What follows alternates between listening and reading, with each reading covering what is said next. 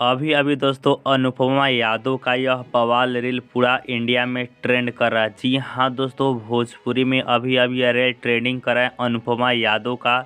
और यह गाना है दढ़िया बढ़िया लागे वाला। इस गाने के बारे में हम कंप्लीट जानकारी आप सब दोस्तों को देने वाले हैं। अगर आप सब दोस्त भी खेसारी लाल यादव के गाने के हर एक पल का जानकारी जानना चाहते हैं तो आप हमारे चैनल को सब्सक्राइब कर सकते हैं। दोस्तों ये है अनुपमा यादव सिंगर, जो खेसारी लाल यादव के दढ़िया बढ़िया लागे वाले गाने पर रील्स बनाई है।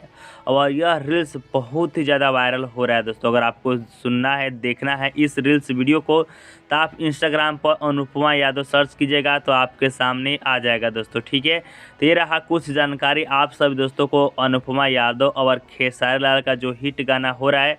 और यह गाना भोजपुरी के म्यूजिक सेक्शन में नंबर 2 पर ट्रेंड करा दढ़िया बढ़िया लागला यूट्यूब सेक्शन में। दोस्तों आप भी जाकर सुनिए और खेसारी लाल यादव और अनुपमा जी को सपोर्ट कीजिए। मिलते हैं खेसारी लाल यादव का न्यू वीडियो लेकर।